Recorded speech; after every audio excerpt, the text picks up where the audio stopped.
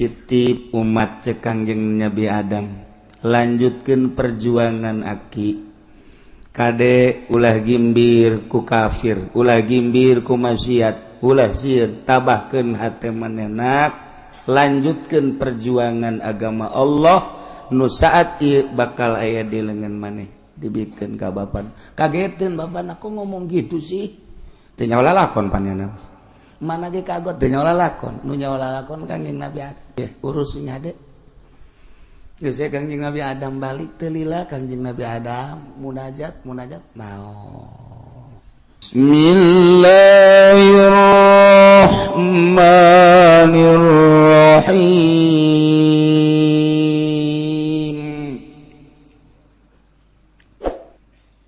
Laqad arsalna Nuhan ila qaumi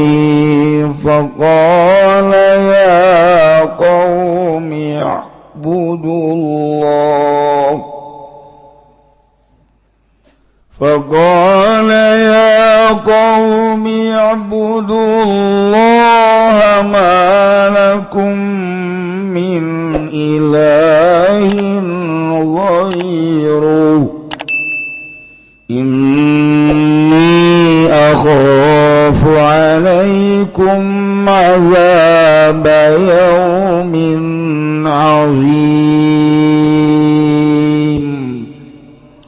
wallahu a'lamu bimaradihi demi Allah yakti teman-teman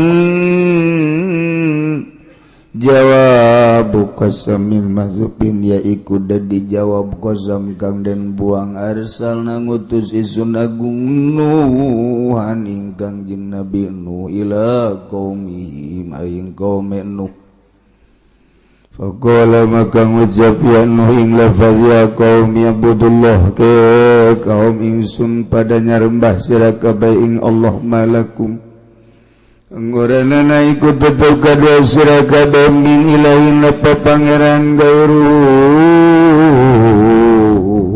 tegese salian Allah atau gairi kana salian Allah bil jari kalawan dan baca jar macana gairi sifatun li ilahin yaiku dari sifat kadua lapat ilahin warropi lan dan baca ropa gairu cara urang badalun min malih iku dari badal saking mahala ilah Inni satuhuna isun akhafu iku wadi isun alaikum igata sesira kabeh in abantum gahu lamun ngaibadahan sira kabeh ing salian Allah azab yaumin azim ing siksa dina kang agung huwa yaumul kiamati utawi yaumin azim iku dina kiamat Qalal mala'u min qawmihi inna lanaraka fi dhalalim mubin Allah alam bimaradi qalal mala'u wajazaba piranggang agal asabut tegese pirang-pirang kang mulya min qawmihi saking kaum Nuh Ucap-ucap lapat ina ing satuna ingsun sadaya lan naroka iku yakti ningali ingsun sadaya ka ing siran mufil bala alim mubin ing dalam sasar kang nyata bayin tegese kang nyata Qala ya qaumi laisa bi dhalalatun walakinni rasulun min rabbil alamin Kala ngucap ya nu ya kaum ingsun laisa bi orang anak ikut tetap kalawan ingsun dhalalatun kasasaran ya utaya dhalala amu iku kang lewi umum minad dhalal dini masaking dhalal Panapiu amaga utay nga napikon dolala yung ablago iku kang lawi banget minapitin iman saking nga napikon ing dolal walakin ilan tetapi na ingsun rasulun iku utusan min rabbil alamin kang tetap saking pangeran alam kabeh uballighukum risalati rabbi wa anshahu lakum wa a'lamu minallahi ma la ta'lamun. Wallahu alam bimaradi uballighukum nekakeun ingsun ing sira kabeh bi takhfifi macane kalawan den entengkeun wa tasdidilan den sangetkeun uballighukum risalat rabbi zakari salat pangeran ingsun wa ansau lan nganasihatan ingsun uridu akhirat ngarepakeun ingsun ing kabecikan lakum kada sira kabeh wa alam lan weruh ingsun minallah saking Allah mala ta'lamuna ing barang kang ora weruh sira kabeh. أَوَعَجِبْتُمْ أَنْ جَاءَكُمْ ذِكْرٌ مِّنْ رَبِّكُمْ عَلَى رَجُلٍ مِّنْكُمْ لِيُنذِرَكُمْ وَلِتَتَّقُوا وَلَعَلَّكُمْ تُرْحَمُونَ. Allah lambi maradi agazab tu manatang agarakan sira kabeh wajib tulan gaog sira kabeh anjaakum yan tatumakain sira kabeh upazikum puruk majatun tegasa puruk marabbikum kanto saking pangeran sira kabeh ala rajulin ala lisani rajulin ing atas lisan wong lanang ninggung kang beto saking sira kabeh lian sira kum repanentam mamadiani rajulin sira kabeh azab ing siksa ilam tuminu lamun orang iman kan sira kabeh wali tattaqolan repon yang tahu di sira kabeh Allah wa la'allakum lan menawas sira kabeh turhamuna iku dan ulah sira kabeh biakalawan mau'illah fakazzabuhu fa'anjaynahu walladzina ma'ahu fil fulk وَأَغْرَقْنَا الَّذِينَ كَذَّبُوا بِآيَاتِنَا إِنَّهُمْ كَانُوا قَوْمًا عَمِينَ. Allah alam bimaradi fakazzabuhu maka pada ngagorokeun ya kaum Nuh huing Kangjeng Nabi Nuh fajainahu maka nyalamatkeun isun agung huing waladzina ma'ahu lan kang ake kang betul sumertane nominal gharaqi saking dan karam fil fulki dalam parahu sapinati tegese parahu awraqna lan ngaram isun agung alladzina kadzabu inggung ake kang pada ngagorokeun alladzina kadu bi ayatina kalawan zakayat ingsun agung bitufani kalawan banjirin naum izatuhune ya kaum kan iku ya kaum amin iku kaum kang buta kabeanil haqi saking hak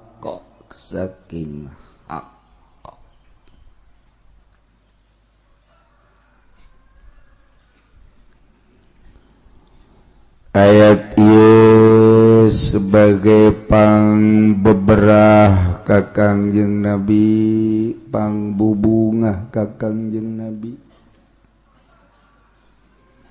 panenang-nenang ka Kangjeng Nabi saat Kangjeng Nabi berjuang dakwah ngajak umat nyampaikan risalah. Begitu ku Kangjeng Nabi disampaikan risalah teh horeng umat teh buta mata haten sakitu dibere wahyu kadele kehadiran ku orang-orang kufar Quraisy harita tetapi geninganan inkar karena ajakan Kangjeng Nabi Muhammad sallallahu alaihi wasallam. Kelantaran tugas Kangjeng Nabi ti Gusti atuh terus we timulai main samar toel-toelan ngajak didatangan ku Kangjeng Nabi setiap jelema ditoel diajak kebelah dieuna langsung door to door ti imah ka imah Kangjeng Nabi cacian jeung makian pohara terhadap Kangjeng Nabi Beladieuna ajakan-ajakan Kangjeng Nabi mun dipresentasekeun matina 100 paring nu iman hiji 2. Tapi tugas si Allah makin kenceng terus baik. Waktu cacian jeung makian terhadap Kangjeng Nabi nu baheula Kangjeng Nabi disanjung-sanjung waktu can diangkat jadi rasul. Julukan ge Al-Amin. Jelema nu jujur nu adil nu terpercaya, tapi ketika diusik diajak iman ke Allah, iman ke anjeunna sebagai Rasul Allah, tetap baik dicarekan, dicaci, dimaki, diciduhan Kangjeng Nabi. Kabelah dieuna Kangjeng Nabi teh rek diharu biru dibunuh Kangjeng Nabi teh rek dibunuh. Ngan Kangjeng Nabi nama atuh nu maenkeun lalakon ti Gusti Allah atuh disalametkeun ku Gusti Allah, tapi sahabat-sahabat nama jang deuleueun tingalikeun ka urang nu hirup di akhir zaman, nu diseret, anu digantung sahabat teh, nu disiksa sahabat teh ku gara-gara iman ka Allah, iman ka Kangjeng Rasulullah, anu disetrap di jero imah ku dulurna, ku indung, ku keluargana. Macem-macem carita anak anu melarikan diri tiriungan keluarga, sehingga loba kesulitan para sahabat nu iman ka Allah, iman ka Kangjeng Rasulullah, timbullah ngayakeun aksi hijrah pertama ka Habsyah. Saking teu kuatna penganiayaan terhadap jelema-jelema anu iman ka Allah, iman ka Kangjeng Rasul Allah. Urang mah kuari kapan, waduh adem ayem. Urang mah nikmat jasa kuari eueuh nu kuat, eueuh nu kieu. Tentrem urang mah hirup teh di negara Indonesia mah menurut berita pang aman-amanna jeung pang tentrem-tentremna jeung pang nikmat-nikmatna, sehingga loba julukan Indonesia adalah surga. Yehe, Indonesia mah surga tuh. Masya Allah, hujan lain bae tangkal nu dipelak jukut, nu teu dipelak jaradi. Hujan gede, lauk ambalaya lantaran urbanisasi, lauk ti empang ka empang. Banjir jada, waduh perpindahan, Masya Allah. Mantak di Cilongok mah santri ngarep-ngarep hujan gede bae. Lumayan jagnyana jumbo ambalaya, teu kudu meuli lauk. Tuh, pokona mah di Indonesia mah surga. Kuari urang ndek ngaji bae eueuh anu kukumaha, ndek salat bae di mushola di masjid eueuh anu macem-macem, ndek zikir bae urang eueuh macem-macem. Ieu di Indonesia. Sabalikna ndek main kartu bae de eueuh anu kieu-kitu. Main gapleh bae ti subuh datang ka subuh de eueuh nu kuat nu kieu. Aman di urang mah, kebablasan aman. Datang ka pamarentah korupsi sugana anu negor-negor eueuh biasa berjamaah korupsi. Aman di urang. Masya Allah Indonesia. Teu pernah aya kadenge penyiksaan-penyiksaan di urang mah. Aya ge aya Kristen asup Islam disiksa ku keluargana, lumpat aman. Aya ge kafir di tengah-tengah Buddha asup Islam, aya sebagian anu disiksa, lumpat aman. Malah kabelah dieuna mah arara aman, agama teh komo di Jawa. Di Salatiga masa imah teh bapa Kristen, indung Buddha, anak Konghucu. Incu mah kitu Hindu, saimah macem-macem. Nu hiji Islam. Iya, masalah. nu hiji salat Allahu Akbar, nu hiji ho ho ho ho geus bae salah. Nu hiji hailullah hailullah hailullah atuh geus bae biasa bae. Masalah. Jadi di jero imah loba musola. Nggon masing-masing. Iya orang lah bercerita Kangjeng Nabi baheula. Masya Allah. Terus penganiayaan terhadap Kangjeng Nabi, terutama ke para sahabat-sahabat luar biasa. Geus puguh ka carita nu diseret langsung ku jelema nu diseret make kuda anu ditindihan ku batu sakitu panasna luar biasa. Urang carita Ki Bilal bage dibalangkeun diseret ditindihan dan sakadar babacaanana hu Allah hu Allah hu Allah. Di Umar disiksa kitu keneh. Berbagai sahabat-sahabat ngayakeun hijrah pertama saking teu kuat di Mekah ka Ethiopia. Kacaritakeun Kangjeng Nabi ge dititah hijrah ku Gusti Allah ka Madinah. Hijrah Kangjeng Nabi sakumaha dicaritakeun ku urang unggal muludan teh berangkat jeung Sina Abu Bakar Siddiq. Kitu ge eta teh kapan susumputa. Kudu nyumput heula di luhur gunung. Turun berangkat geus ditarungguan lah ku urang Madinah. Sahabat nyarusul ke Madinah, susulundupan nyelendep nyalametkeun agama. Imah ditinggalkeun, onta ditinggalkeun, embe ditinggalkeun, harta ditinggalkeun, nyalametkeun agama. Jauh lalakon Mekah Madinah teh 900 km zaman baheula ditempuh kudu make onta sabara poe. Sakabawana ku onta eta ge julundup berangkat peuting mun sakira-kira kanyahoan ku bangsa kafir ditebas dibunuh lain saeutik nu dibunuh di tengah jalan. Dibayang-bayang ku urang nu pamajikanana teu iman ditinggalkeun, cinta tinggal cinta, deudeuh tinggal deudeuh ka pamajikan lantaran berbeda agama ditinggalkeun. Mulia amat sahabat ninggalkeun nu dipake ka cinta, tetapi cintana leuwih tibatan cinta ka eta ka Allah.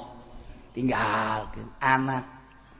Bayangkeun ku urang anak anu gede, anak nu sasapihan, anak nu orok, anu mejehna butuh perlindungan bapakna. Ketika teu iman indungna perebut anak ditinggalkeun keun bae aing mah. Anak sabodo padahal masa anu teu deudeuh jeung nyaasi ka anak lantaran keur meujeuna jadi kembang mata keur leng-leng nu disusuan lantaran indungna mempertahankan anak berangkat bae anak ditinggalkeun harta nyalametkeun agama. Urang mah di imah ka majelis nyalametkeun agama beuh ku ngawuduk heula. Samsu heula kopi heula datang ke majelis nage atuh ngopi deui. Ya Allah ya Rabbi horeng di jero mah lain nyalametkeun agama di imah dicarekan ku pamajikanana aing mun ngadenge kokoprak lah jakeun lain deres ge deh lumpat ka pangajian mah ieu nyalametkeun agama poara masyaallah. Jadi eta tanah tinggalkeun, imah tinggalkeun, pamajikan anak tinggalkeun.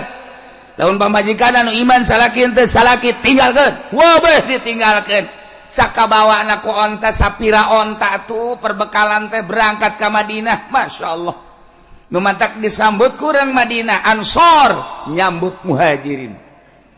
Disambut dengan baik, dua tangan terbuka ku sahabat Ansor di Madinah.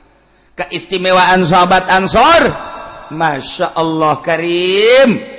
Ditanya boga pamajikan tenten teu mau pamajikan tenten teu nu boga dua pamajikan dimikeun hiji. Paneta hebat jasa sahabat Ansor mah. Tina sawarena cinta ka Allah, tina sawarena tetenger jelema nu bakal asup ka sorga, Ubbul Ansor. Lantaran deuleu sahabat Ansor mah. Tanya mana naon keahlianana ieu waktu di Mekah teh kemeh tani tuh sawah kula tuh tanah kula bagi dua jang maneh lain dibagi diinjemkeun dibikeun ansor maneh naon waktu di Mekah ieu kalau ka bisa teh jeung pagawean kula mah dagang yeuh duit kula tah boga duit sakitu dagang elos ieulah ansor masyaallah hirup tentrem damai antara sahabat muhajirin nu hijrah ti Mekah ka Madinah jeung sahabat Ansor anu pribumi masyaallah luar biasa mun boga barang kuduaan kutiluan heesa anggal rejeung dan lain-lain sebagainya sehingga hampir seakan-akan ieu Ansor jeung muhajirin teh deuk didulurkeun ku Kangjeng Nabi seperti nu deuk didulurkeun bakalna asana ngawaris sahabat muhajirin ka sahabat Ansor mun Ansor maot muhajirin nyana ngadulur ngawaris hampir seperti itu ku deket-deket jeung ulu alam ieu Kangjeng Nabi berjuang teh lain lalagaan mun urang nyaritakeun kos kitu pohara jasa tetapi horenganna nu buang ka warah leuwih tibatan eta nu teu iman ka Kangjeng Nabi nu ngudag-udag Kangjeng Nabi pohara jasa wahyu tinggal wahyu mukjizat tinggal mukjizat nu ngaran Abu Jahal mah geus ciciduh bae nu ngaran Abu Lahab mah geus kagenemes bae di mana bae ayeuna Muhammad dipiteskeun ku aing sampaikeun ka teangan Muhammad saanu bisa ngabunuh Muhammad bawa huluna ka dieu 1000 ontak ku aing sia lain lalakon pan lamun urang neuleuk kos kituna Kangjeng Nabi dakwah teh dihenteu-henteu ge manusia nyeri padahal mah hanya tugas kok teu darekeun ariman gitu. Ai sugan urang mah ketika Kangjeng macakeun Al-Qur'an, macakeun mukjizat, jelema muhun kabeh, sumuhun kabeh, iman kabeh, henteu horenganan. Kangjeng Nabi keur waktu Isra Mi'raj turun Isra Mi'raj Kangjeng Nabi kita nyaritakeun beurateun Kangjeng Nabi tapi Kangjeng Nabi nyarita bae terus di hareupeun Abu Jahal. Cak Abu Jahal tas di mana si Ahmad? Tas Isra Mi'raj. Ka mana? Di dieu ke Masjidil Aqsa, di Masjidil Aqsa naik ka langit ka Sidratul Muntaha ka panggeujeung Allah. Tira berangkatna tadi balik tadi memeh subuh. Man. Aisyah naonan man. Aduh, nu edan ge cager heula mad. Aisyah kunaon tambah edan. Ya, wari sia. Sia daek teh ngomong kos kitu. Gerokeun ku aing seluruh turunan-turunan nu aya di Mekah. Siap. Wah, tuh digero-gerokeun ku Abu Jahal. Bani anu turun. Dengekeun ya. Nu edan ngomong. Begitu Kangjeng Nabi nyarita coba mah aya naon caritakeun ku Kangjeng Nabi kaula dibawa ku malaikat Jibril di Masjidil Haram ke Masjidil Aqsa di Masjidil Aqsa terus naik ka langit ka kedua terus bare oleh-oleh terus tangga ku harita tiraha eta mah bedakeun jam sakitu balik pepet mau subuh kira-kira sabaraha jaman mah 2 jaman lah eta pan sahabat kararieu eta Mad siat ngomong ku keterlaluan ting bener ge Rasul Allah tuh laki kituan ting mad coba eta sanu teh ngeri coba sing balalieur geus lah sia-sia aing we geus lain percaya Pak tinggal hiji deui cak Abu Jahal coba sahabatna ieu Abu Bakar ya coba bakar ka dieu aya naon ieu mah memeh sia ka ditu ku aing di bejan heula cak Abu Jahal aya naon ieu Muhammad bebejana tas Isra di Masjidil Haram ke Masjidil Aqsa di Masjidil Aqsa naik ka luhur lagi ka Sidratul Muntaha cak nyana bami jeung Gusti Allah cenah cak nyana terus balik deui sekitar 2 jam siap percaya teh sama Abu Bakar ayo cak Abu Bakar leuwih ti eta lamun Muhammad aing mah percaya jasa leuwih ti eta aing mah kaluareun bumi aing percaya sia sok aju kikituanan Bakar aduh antak gelar asidik teh di dinya mun Muhammad pelakuna leuwih ti eta aing mah percaya jasa geus teu bisa diganggu gugat deui ieulah Sidina Abu Bakar nah ieu mah keur carita Kangjeng Nabi teh nyeri masyaallah pohara jasa teu iman jelema dibacakeun ayat, dibacakeun mukjizat Al-Qur'an teu iman. Nah, untuk menghilangkan kanyeri hati Kangjeng, untuk menenangkan kesedih Kangjeng, Allah mere dongeng-dongeng, caritaan-caritaan nabi-nabi nu baheula. Abe hati Kangjeng Nabi tiis karasana. Pertama di dieu ngadongengkeun tentang Kangjeng Nabi Nuh alaihis salam.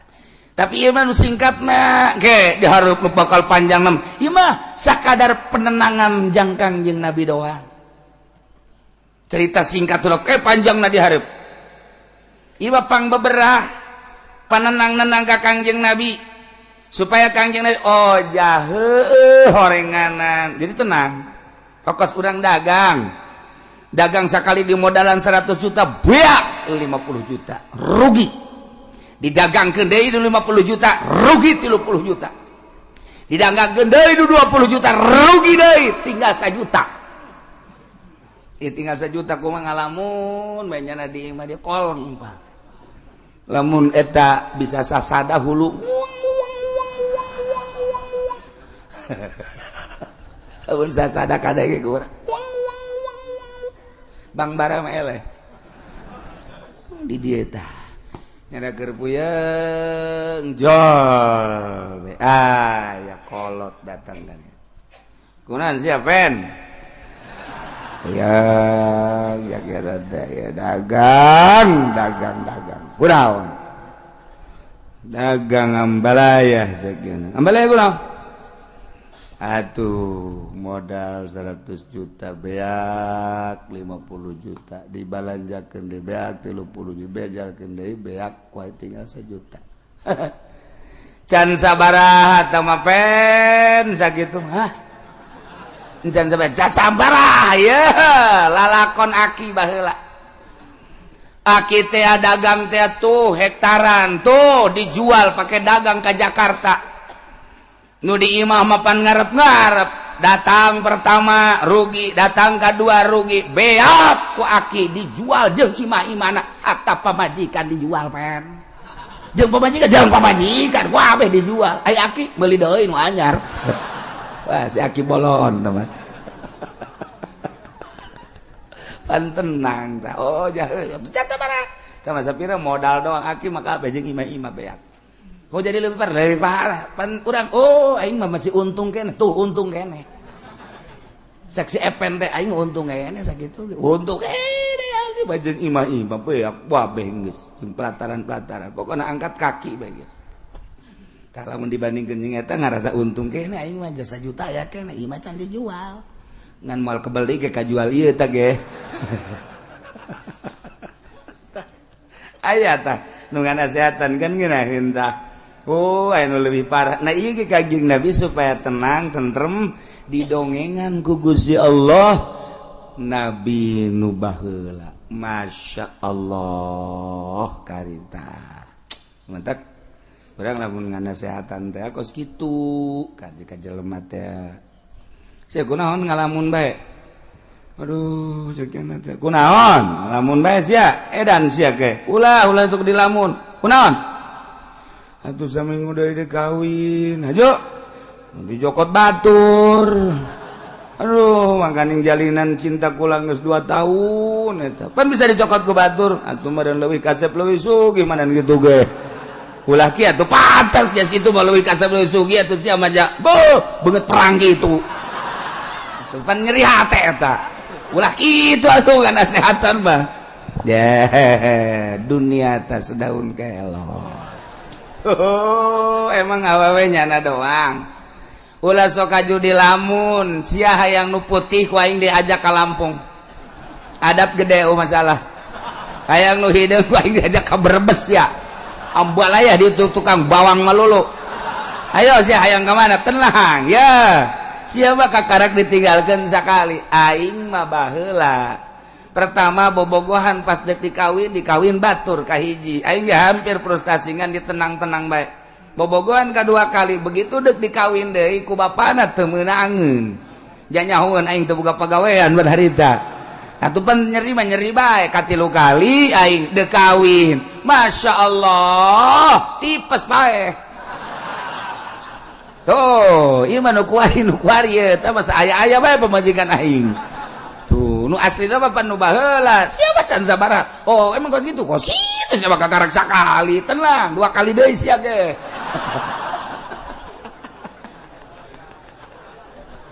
Pan tenang tak ka hate. Oh, jadi sarua. Ye, tuh aing sarua.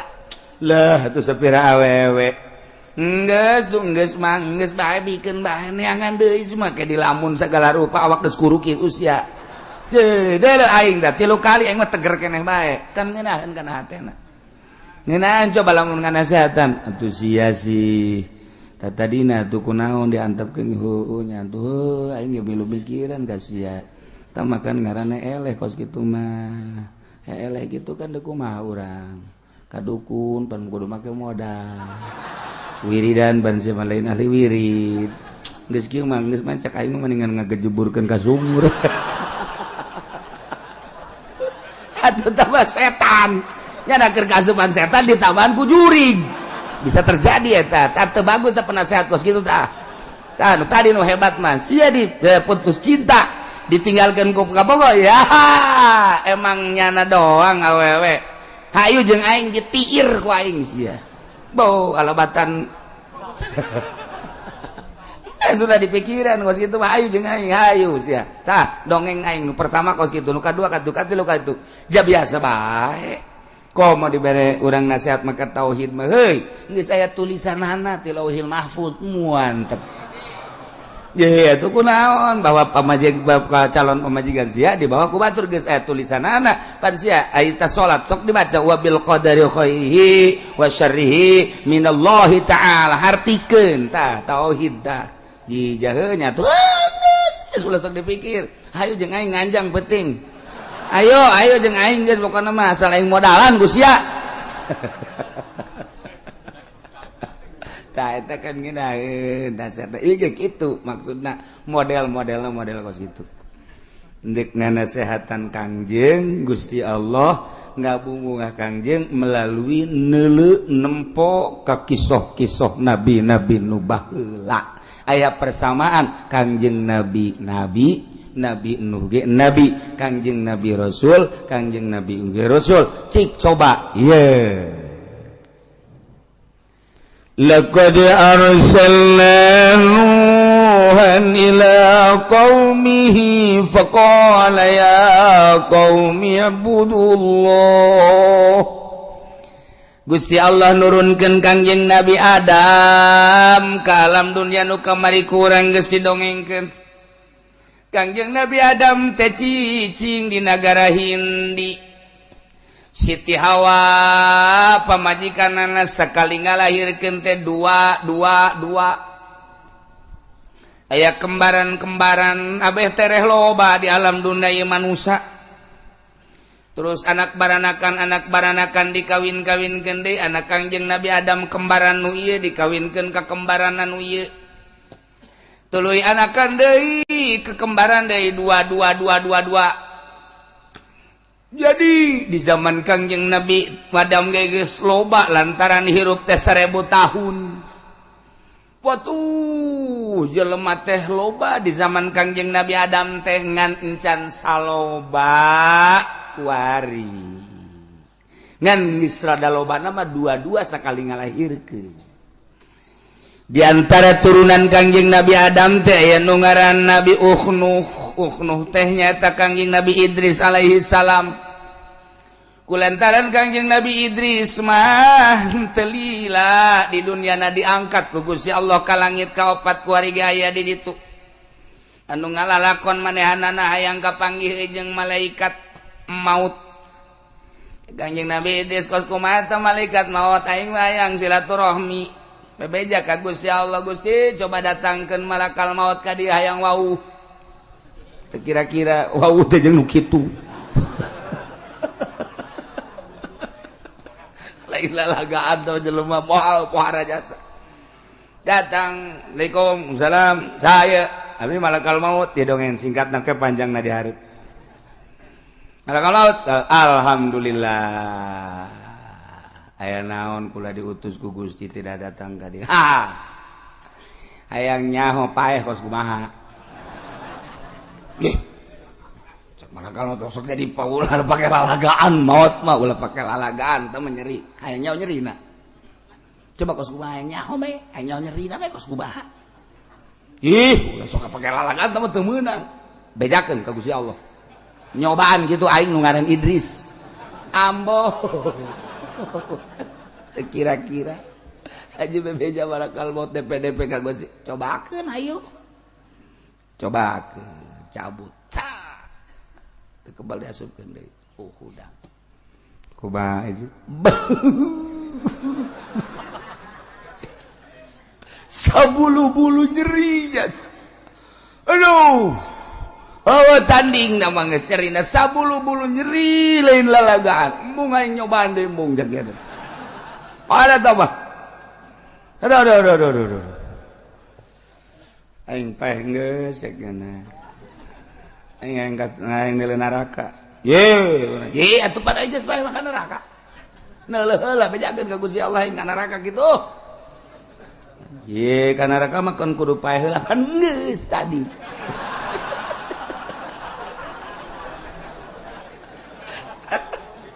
itu mereka hayang seri dongeng kos gitu tah bejakeun ka Gusti Allah bebeja ka Gusti atuh ai paeh geus sok ka nerakakeun atuh neuleuh nya ka neraka muringis kanjing Nabi dis neuleuh neraka ku pohara-pohara teuing cekeun ka neraka beres anter ka surga aing ye sok aju ka terusan cekeun sorga sakideung moal kebal hayang nyaho doang cekeun teh teu meunang ieu mah sebab nu boga kuncina nu ngaran Muhammad nabi akhir zaman alah cekeun teh eta mah engke urusanana ieu mah hayang nyaho doang sakideung moal kebal paeh geus ka neraka geus teu balik ka sorga atuh bebeja deui ke Gusti Allah bebeja teu naon moal kebal-kebal cekeun Gusti Allah asup ka surga teu daek indit nyana dihandapeun tangkal kayu aduh angin sing hiliwir sarareungit bubuhan jeung sajabana itoel kumaha kalon ayo balik heula cekeuna betah keneh cekeuna teu bisa geus mah kudu indit bae kudu indit kajen geus aya waktuna geus waktu jol bidadari waduh ieu saha ieu ieu penghuni sorga bidadari jang saha ieu jang jelema-jelema nu asup ka sorga anu dagangna jujur nu ngiaina jujur nu marentahna jujur nu tani jujur sesuai jeung aturan ieu ka dieu ih jadi jam mantep jasa ieu geus ya ini kan itu malaikat aing moal kaluar deui jak jana nggak saya pada di dia wae kajian kumaha gitu deh aing dicarekan cek malaikat emang kumaha lalakona ke ayeuna nu carekan mah tetep keluar be moal aing mah pan kudu paeh heula geus aing paeh kacaritakeun mah tetep cek Gusti Allah keluar jana aduh dengan berat hati cek jana ieu lebih dari pohara amat si budak kutilan cedan anu di lembur mapan komodo di kampung Ambalaya urut budug aya urut di tajong aya urut ragang di motor aya barang jilbab dibuka botak deh teu beres geus puguh pitak Ambalaya aduh tetap pengen Nabi Idris keluar barang geus aya meureun keluar malaikat hampura urang aya nu tinggaleun naon bakiak tinggaleun ngahaja meureun sia mah endek ngahaja dan teu jelas tinggaleun nyana ninggalkeun bakiak kayak balik deui ka ditu boga taktik eta nyana Masya Allah guys tah ieu keur carita kayak panjang na diharap ieu mah Kangjeng Nabi Idris turun deui biasa akhirnya manehanana diangkat ku Gusti Allah ka langit ka dihareup nganti turunan eta boga anak lah Nuh. Diturunan Kangjeng Nabi Idris Nuh. Jadi Kangjeng Nabi Nuh teh ngaran asli nama Abdul Ghaffar Ibnu Malak. Jadi Nuh bin Malak bin Lamak lain Malak bin Lamak bin Mutawsalah bin Ukhnuh teh wa huwa Idris alaihissalam.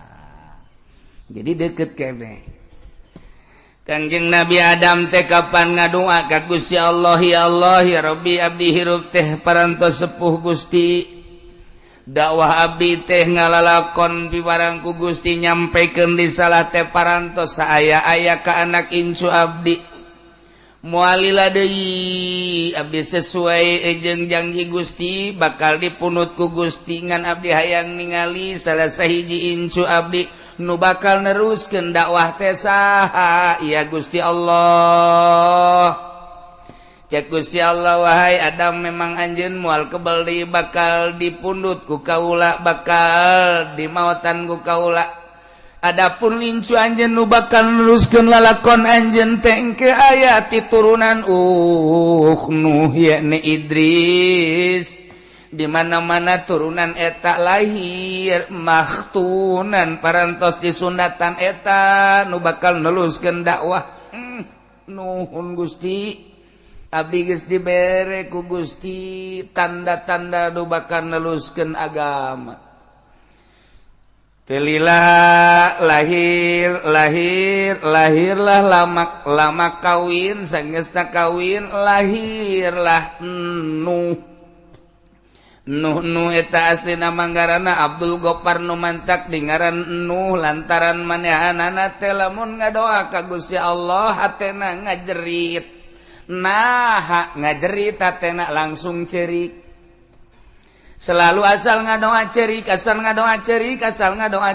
Kangjeng Nabi Nuh mah nu mantak di ngaranna Nuh asli nama Abdul Ghaffar ngaranna. Kos kitulah Allah dek nyiptakeun hambana jang penerus anu bisa hudang ti peuting, bisa munajat ka Gusti Allah setiap zaman kitu bae terus bae. Lantaran nu ngahudangkeun teh lain urang kapan Allah. Urang lamun inget kadinya sabenerna mah sedihna luar biasa ketika urang sare jam 10 jam 11 aya eta hudang jam 2 saha nu ngahudangkeun hudang jam 2:30 saha nu ngahudangkeun. Cek Tuan Syekh Abdul Qadir mah nu ngahudangkeun teh kapan Gusti Allah. Boom, hudang sia. Munajat sia ka aing. Cek Tuan Syekh Abdul Qadir bahasanya mandi sia, wudu sia, salat sia. Ulah ngahiji jeung jelema-jelema anu teu deukeut ka aing. Didigigireun maneh jelema teh tuh nu keur malolor keur sarare. Sia mah pilihan aing cak Gusti Allah. Hudang sujud sia ka aing. Ulah ngahiji jeung jelema-jelema nu poho ka aing. Nang Allah. Urang lamun inget kadinya ras ka diri urang ai urang bagianna nu mana. Ketika cek Tuan Syekh Abdul Qadir jelema teu diangkat jadi wali Allah, nah molor sia. Sia teu dihudangkeun ku Gusti Allah. Nu mantak dititahes lantaran di hate siana teu bersih cak Gusti Allah. Ai nyaho sapopoe teh ngan sakadar hubud dunya, hubul makhluk. Sapopoe teh ngan saukur ukuran anak kos kararitu bae. Molor sia. Teu hudang jak ku Allah teu dihudangkeun. Subuh geus kadenge adzan. Marongkot. Allahu akbar, Allahu akbar. Bandeng aman tersebut. Dicocokan jeli. Teu boga bagian 6 molor cak Allah. Ya Allah ya Rabbi, ketika orang dihudangkeun ku Gusti Allah titih misah jeung jelema nu sarare, berarti jelema pilihan lain sabarangan. di tengah-tengah kesibukan berangna nu ngajar teh nu dagang teh nu di kantor teh ketika dipilih ku Gusti Allah bisa bae hudang tengah peuting seakan-akan hudang sia mah ulah ngahiji jeung nu ees itu mah jelema-jelema anu jauh jeung aing sia mah pan deukeut cai hudang hayu geura hudang dihudangkeun ku Allah. Nah Kangjeng Nabi nu asal ngadoa kurucut cai mata asal ngadoa kurucut cai mata urang ge sering ngurudkeun cai mata di mana-mana nelemio can kabayar kurucut cai mata nelapan asana ditarik ku dealer kurucut cai mata ningali kawewe di Ciduhan urang gawean urang bogoh kurucut cai mata urang mah urusanna kos kitu malulu ketika bisnis pembebasan tanah urang milu jeung calo ai praktek tadina urang aya saeutik mah lah 50 ge lumayan sameter begitu bat dibayar orang tadi bere kurucut jai mata orang mah urusanna kos kitu balulu teu pernah ngadoa Gusti dosa abdi sakolong langit pinuh ku dosa abdi be mun abdi paeh teu dihampura Gusti meureun dibeuleuh kurucut jai mata urang masuk kitu teh sakieu ge urang ngaji bae teu dak ceurik atuh komo si eta istilah pokoknya si eta lah tuh ya Allah iya.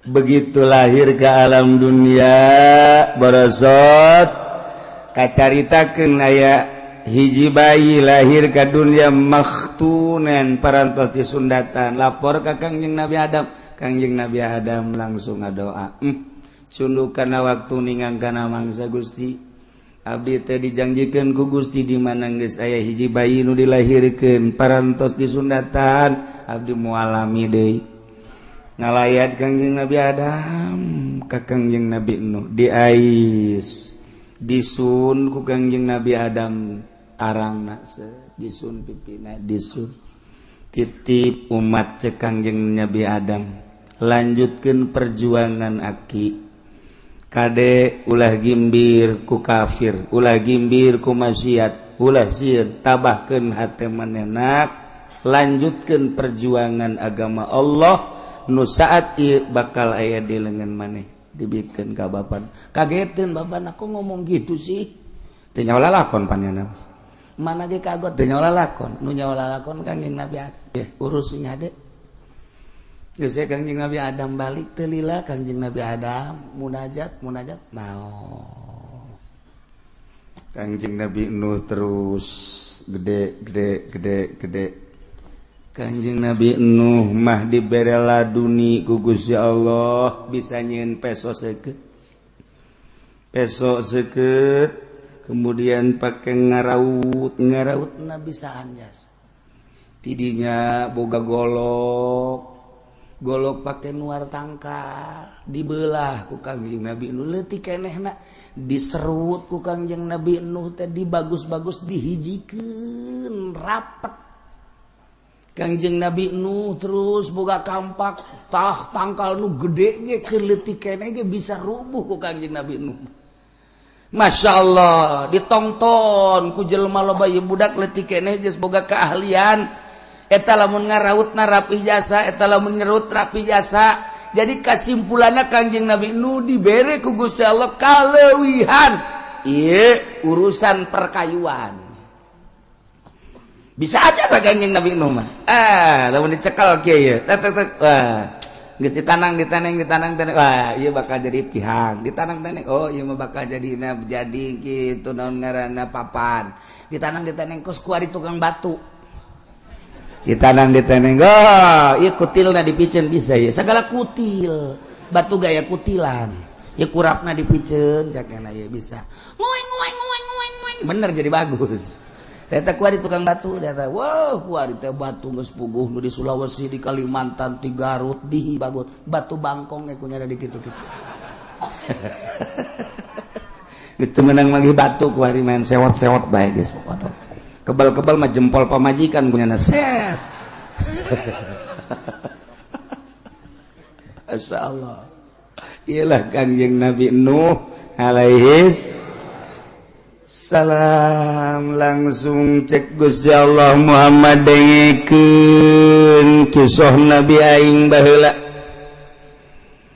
demi Allah laqad yaktinya ta jelas arsalna kaulan wagung utus nuhan hiji hamba nu ngaran Nuh diangkat ku kaula jadi nabi jadi rasul ila qaumi ka kaumna Kangjeng Nabi Nuh teh ngajakan kaumna dengan bahasa ya qaumi he kaum kaula ubudullah kade ulah salah mangeranan pangeran ku anjeun Allah ibadahan Allah sembah ku aranjeun kabeh Allah malakum min ilahin ghairu aya deui keur aranjeun pangeran salian Allah lantaran nu ngayakeun langit bumi Gusti Allah katut eusina nu ngurus urang ge Gusti Allah nu ngahirupkeun Allah nu ngamaoteun Allah anu ngalempangkeun Allah nu ngadiukeun Allah ngarobahkeun jeung ngicingkeun Allah anu ngukur segala rupa urang teh Allah nu nyugihkeun nu nyusahkeun Allah anu bakal ngamaotan ge Allah bahagia jeung cilaka ge Allah nu mantap kade wahai kaum kaula kade ulah salah milih pangeran ulah batu dijadikeun pangeran ulah kayu dijadikeun pangeran ulah makhluk-makhluk Allah dijadikeun pangeran eta mah makhluk nu pangeran mah nu ngadamel makhluk anu namina asmana Allah subhanahu wa ta'ala kitulah Kangjeng Nabi Nuh Inni akhafu alaikum azab yaumin azim kaula boga kasieun karempan terhadap aranjeun kabain abadtum gairah lamun anjeun teu ngaibadahan Allah rempan jang aranjeun kabeh azab yaumin azim siksa anu luhur anu agung nu pohara jaga di poe kiamat ketika anjeun geke pararaeh ke digiring ka masar ketika anjeun kuarina teu ngaibadahan ka pangeran Allah maneh teh bakal disiksa anu siksa nu pohara yakni neraka memeng ke di dunia ge bakal kena siksa Kangjeng Nabi Nuh teh geus dibere warning ku Gusti Allah ajakan mangeranan ka aing hei Nuh lamun teu daekeun awas lain bae di akhirat nu bakal disiksa ta geus nyata-nyata nu abadal abidin nu amadal amidin ieu mah di dunia ge engke bakal kena siksa asal teu nurut ka aing teu nyembah ka aing bakal nurunkeun siksa ke aing mere kabar ka sia no siksa-siksa nu bakal diturunkeun ka umat maneh ketika umat maneh teu nurut ka aing mangga Gusti abdi deuk sekuat tenaga terus-terusan ngajak da'autu rabbi lailan wa naharon cek Kangjeng Nabi Nuh abdi teh terus-terusan Gusti dakwah ngajakan umat peuting berang peuting geus berangkat kadang-kadang memeh magrib karangkas bitung tirangkas bitung langsung ke Pandeglang alhamdulillah 2 panggung mundel hasilna tama dakwah boloon jauh dakwah teh ka Cianjur ka Sukabumi beuh horeng bebenangan mah maningan kena di Tangerang tolol maknya dakwah sih karena bebenangan nah iya dakwah nu bahaya nu kos kadari itu mantap dakwah ti Bandung ka Tangerang ti Tangerang ka Bandung ti Surabaya ka Jakarta ti Jakarta ka Surabaya hasilna nihil lantaran lain dakwah nu kos kitu mah usaha melalui dakwah hancur mina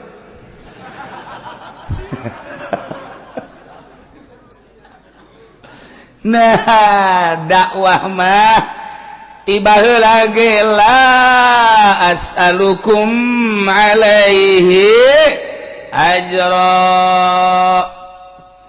teu menta buruhan materi teu menta buruhan pamagung pangagung pangalem hiji be ngajak umat supaya nyahueun ka pangeran dituntun umat teh nu keur aya di leungeun setan supaya murag di leungeun setanna nu keur aya di leungeun jurig supaya leupas di leungeun jurigna ieu teh deuk diajak ka Gusti Allah lantaran nu ngajakna geus jauheun ka Gusti Allah cacak-cacak diajak ku nu geus jauheun ka Gusti Allah ge jelema mengkol bae atuh komo lamun nu ngajakna encan jauheun ka Gusti Allah nyahoeunana kana RP 000000 atuh mal beres umat kajen tetep bae nyana-nyana umat-umat Gila Kangjeng Nabi nu da'autu lailan wa naharan Gusti abdi teh ngajakan umat dakwah beurang jeung peuting tanpa pamrih terus bae.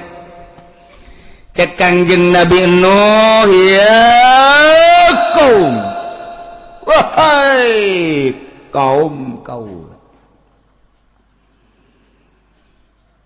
Wa'budullah sing hade nyembah ulah salah sesembahan sembahlah Allah nu ngadamel langit bumi katut eusina termasuk urang dadamelan Allah malakum min ilahin gairu teu aya pangeran yang urang yang anjeun salian Allah inni akhafu alaikum azab yaumin azim lamun aranjeun kabeh wahai kaum teu iman ka Allah teu mangeranan ka Allah rempahan Allah di samping engke yaumal kiamah ayeuna di dunya Allah nurunkeun siksa anu pohara ulah sampaikeun ka disiksa ku Gusti Allah terus bae Kangjeng Nabi Nuh teh terus bae dakwah teh masyaallah beurang peuting teu pamrih terus bae Kangjeng Nabi Nuh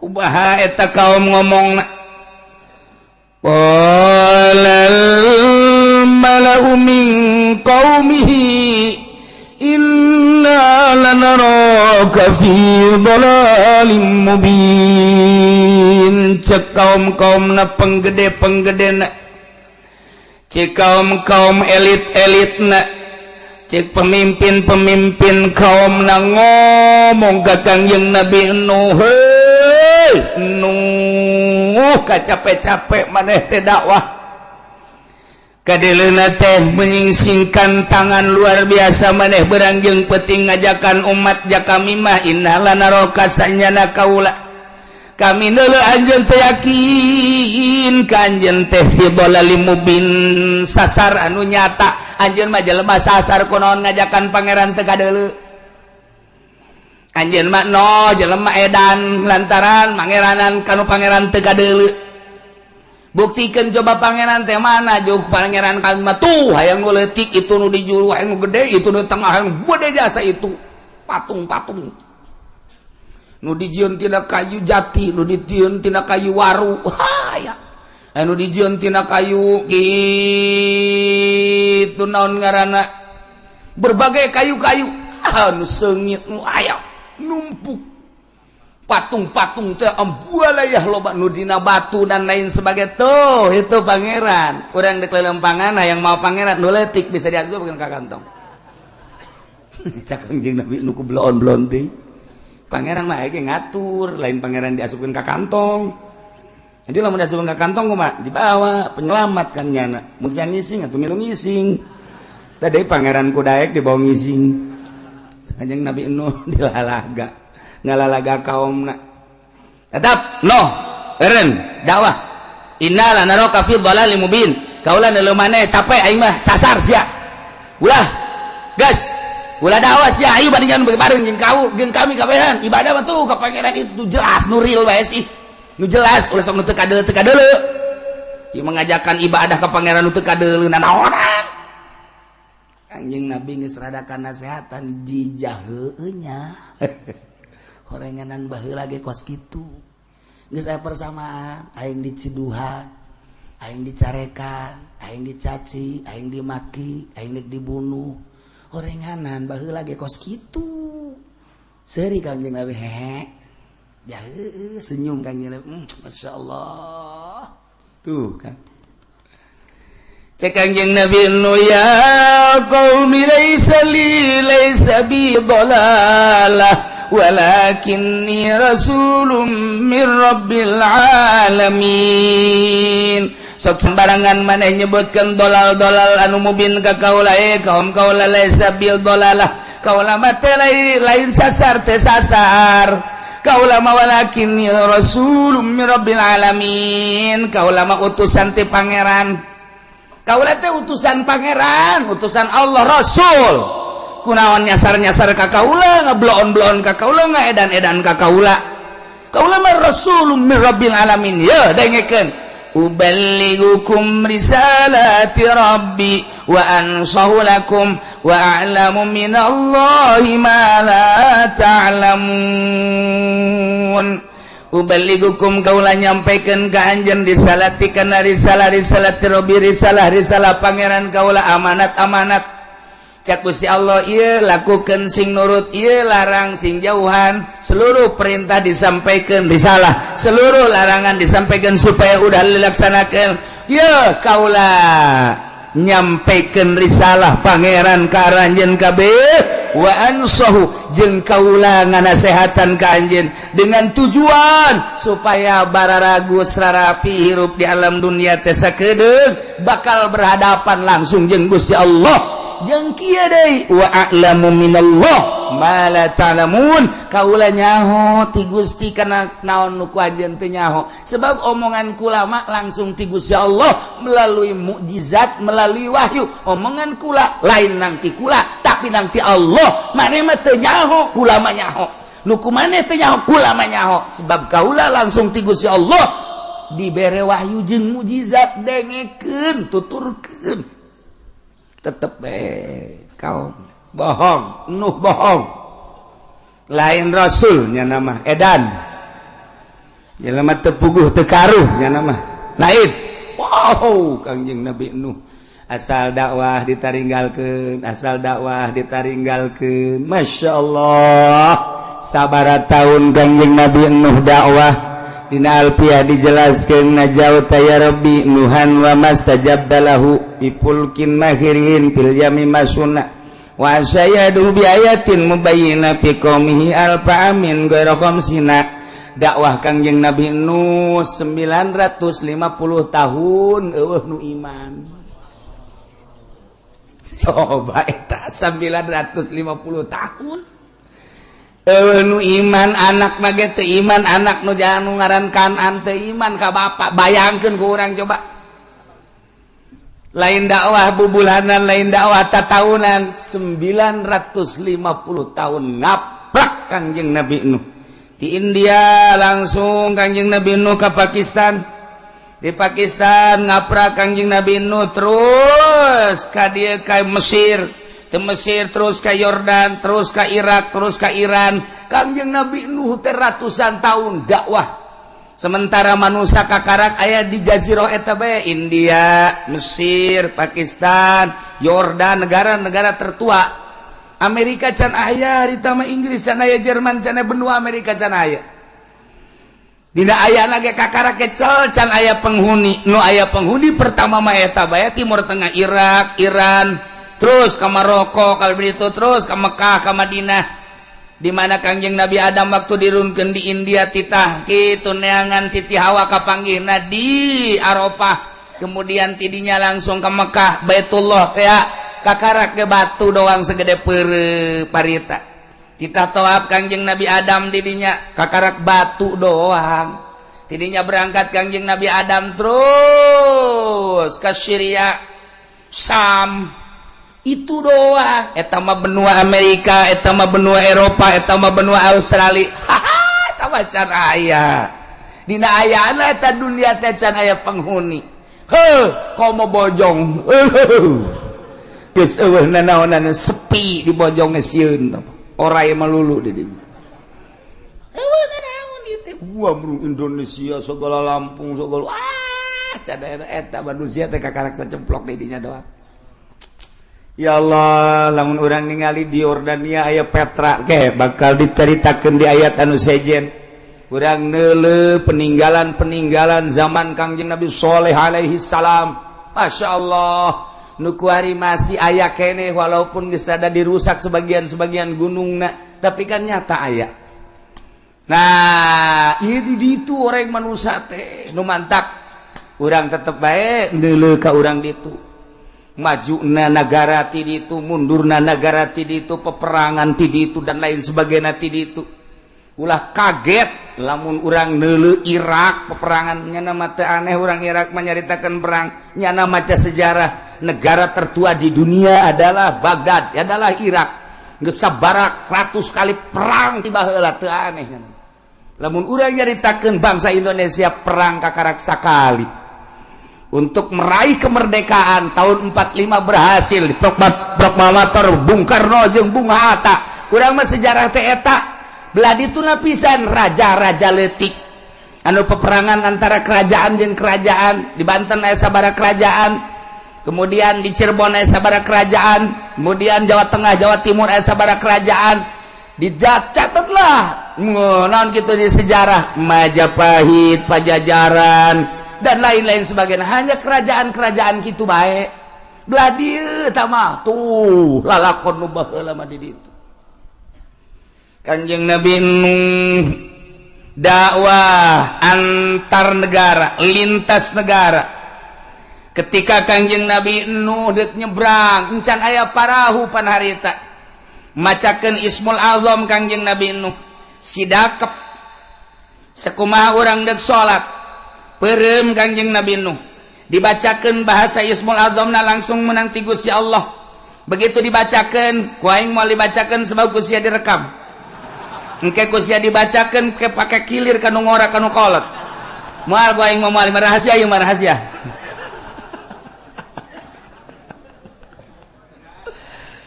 Ini jadi bacakan ku Kanjeng Nabi Nuh set sakali bisa hiber napak sancang di luhureun laut. Kanjeng Nabi Nuh ketika kacapean lengkahna salengkah sakilo. Blah blah blah. Bu urang mun kos kitu tereh datang jasa eta. Asal ka Banten ge antum moal kebal eta mah. Blah blah. Tukang sawo di lengkahan bae.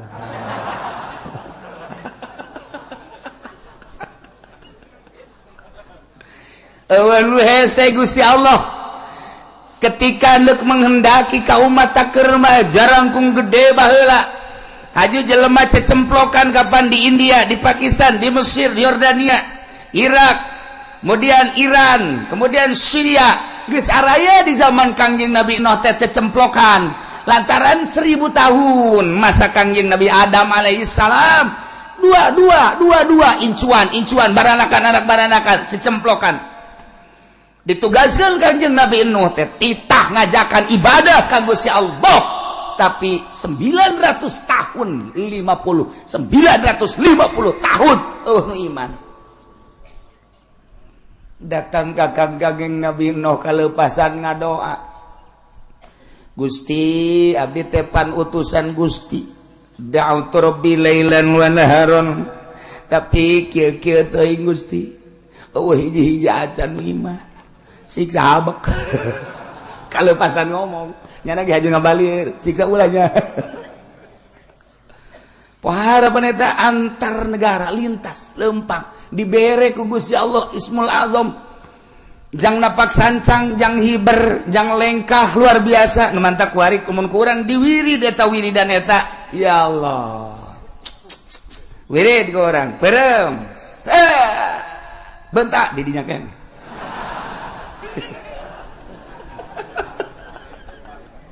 Atuh urang wah wiridan ngadahar samangka 10 sorangan. Wiridan ngadahar rambutan lamun henteu tilu. Tilu ikat manya bisa hiber kos kitu. Tapi urusan dahar makan berbeda jeung ruh. Urang lamun nyaritakeun Wali Abdal teh yartahiluna limakanin ila makanin akhar wa yakhtalifuna fi surati. Wali Abdal setiap saat jumlahna aya 70. Ketika di Banten Wali Abdal nyokot di Jawa Tengah jang nyicingan Banten. Ketika di Jawa Tengah ngan hiji-hijina deui nyokot di Malaysia. Ketika di Malaysia nyokotlah di luar negeri. Setiap saat kudu aya bae, lamun walian siksa Allah turun. Emang kumaha gitu? Nah, eta wali kapan? Nyana Wali Abdal cicing di dieu kadang-kadang di dinya teh maot nyana dikubur ku naon cal deui di ditu nyana keneh. Mun urang nyaritakeun Mbah Bolong kuburanna aya 9, mun nyaritakeun Syekh Maghribi di dunia kuburanna aya 3, mun nyaritakeun Syekh Yusuf putra daripada Syekh Maulana Hasanuddin di dunia kuburanna aya 7. emang di Banten doang atuh lain kuburan Syekh Maulana Yusuf teh. Kemudian atuh urang lamun nyaritakeun Bung Karno waktu di Digul aya, di Tanah Abang aya, di Jawa Timur aya. Urang lamun nyaritakeun belah dieuna ngan teu meunang dipanjang-panjang we cerita Gus Dur. Gus Dur waktu kerja Australia pas kabeneran Syekh Munawir, Kiai Munawir maot aya di ditu. Ketika aya nu nelepon peuting dijawab ku Gus Dur di imahna, padahal Gus Durna kereueuh di imah, saha nu ngajawab? Ieu urang keur carita keanehan-keanehan. Geus urang ulah leuwih teuing nyaritakeun ieu mah tah wali bae bisa ruh hiji bisa mencala putra mencala putri. Tuan Syekh Abdul Qadir bisa jadi 40. Abu Hasan As-Sadzili bisa jadi dia kisahna 12. Truk. Ye, emang kumaha gitu. Malaikat Jibril alaihi salam ku Gusti Allah. Malaikat datang ke Kangjeng Nabi bisa ngarupa Hidayatul Kalbi. Padahal jangjangna sabelah 600, sabelah ieu 600. Ketika datang ke Kangjeng Nabi ngarupa seorang sahabat nu pangkasepna ngaranna Hidayatul Kalbi, leutik biasa semampai kasep luar biasa. Eta jangjang nu 600 ka mana? Ketika dipertanyakan ketika nyana ngarupa Hidayatul Kalbi eta ka mana nu aslina? Eta apa lain malaikat Jibril, urusan Allah.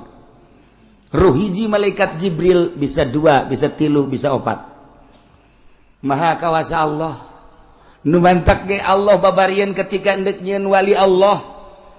Urang lamun nyaritakeun Gus Dur beuki dahar, Gus Dur beuki huro-guro, Gus Dur beuki tapi ku Allah diangkat. Tanda kewalianana aya geus ulah hese-hese tanda kewalianana loba lah. Tetapi kan lamun deuleu sosokna kitu bae urang. Urang ge lamun kabeneran hirup babarengan jeung tuan Syekh jeung Syekh Maulana Hasanuddin pasti bae kahirupanna biasa bae.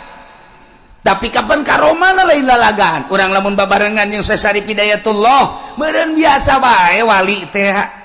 Ja eta mah urusanna batin, urusan Allah. Lamun urang nyaritakeun tentang wali, aya nu di gunung bae, anu di leuweung bae, aya nu teu daek, kitu bergaul jeung masyarakat, eta mah wali-wali anu leutik pangkatna. Nu di gunung bae, wali teh di leuweung bae, wali di jero imah bae, wali leutik pangkatna. Lantaran nyana teu ngurusan umat. Wali nu istimewa mah nyana diangkat jadi wali, umat kaurus ku nyana. Emang geus kitu bae diciptakeun ku Gusti Allah, teu boga kasieun, teu boga kariweuh, teu boga kaprihatin. Nyana mah seakan hirup babarengan jeung Allah, ngan ditugaskeun ku Allah titah nyampaikeun ka umat. Hampangeun Gusti Allah mah jelemana nyana daharna beuki tapi peuting hudang babari. Ras ka diri urang. Peuting molor bae. Maca Quran saayat heuai.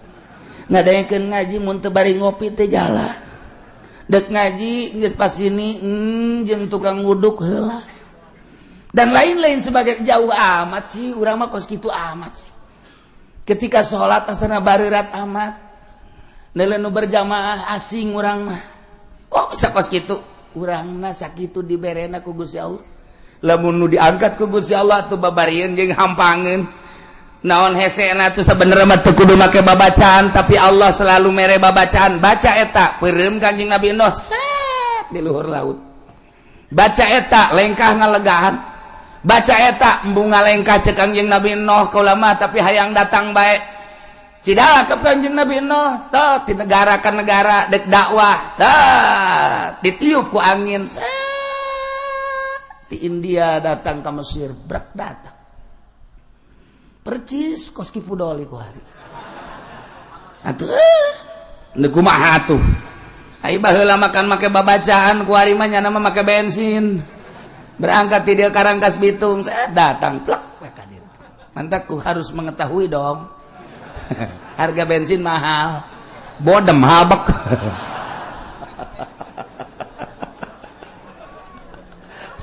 Jauh jasa.